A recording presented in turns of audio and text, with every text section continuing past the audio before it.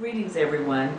Although I'm not there in person due to unforeseen circumstances, I am so there in spirit, as I'm sure Walter Cronkite is, a spirit that has brought all of you together. Friends of Walter's, many of whom are also friends of mine. That's the way it is on Martha's Vineyard. A community of people who are drawn to each other because of the values as well as the good times they share. And that is what's so wonderful about getting the Walter Cronkite Award. As much of a surprise as it was, I am so delighted to have my name associated with the man who was such an integral part of this beloved community, but also one of the giants on whose shoulders I and a whole generation of journalists stand. Walter Cronkite's journalism was always infused with the kind of moral authority and passion that lit our path, and which I have tried to embrace during my almost 50 years as a journalist. For example, Walter traveled to South Africa almost 9 years before I did. He went during the most vicious, oppressive era of apartheid to speak on behalf of a black journalist who had been nominated to receive the country's most prestigious journalism award. Now, Walter didn't mince words, speaking of the need for a free press, principally to educate the public. And he went on to put South Africa's refusal to grant a visa to a CBS correspondent on a par with the Soviet Union's behavior. It was a bold, brave statement infused with moral authority that in the end drew the wrath of the regime and lost Walter his requested interview with the Prime Minister, although Walter, after being lectured by the government official, got up and thanked him very much and left before he could tell him he couldn't get the interview.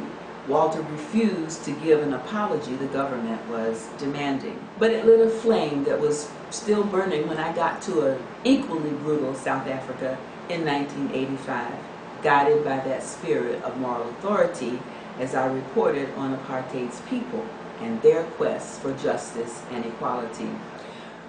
Walter Cronkite's example showed generations to follow that the standard was not objectivity that so many journalism schools drill into their students, but fairness and balance infused with passion, the standard I have embraced reporting from all over the world.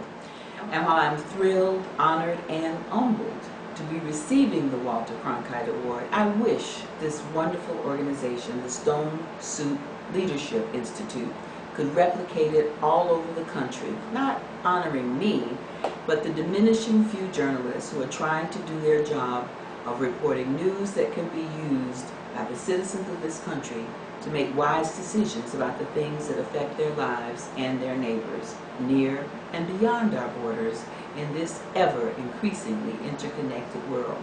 For they need all the help and support they can get, as the news hole is reduced by economic imperatives and as the profession tries to redefine itself in an era of uncertainty about its role.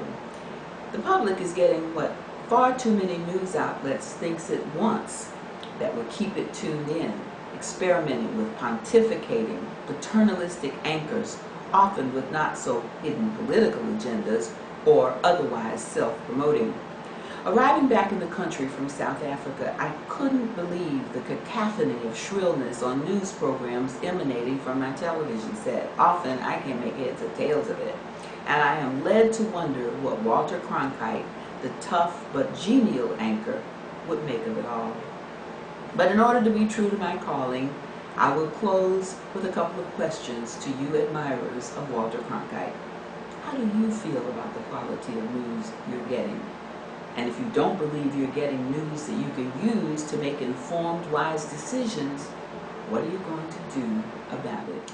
This award in Walter Cronkite's name will spur me to keep on keeping on, trying to the best of my ability to be a witness on behalf of a public that needs all of us to be the best that we can be in a profession that I still consider to be one of the noblest of all.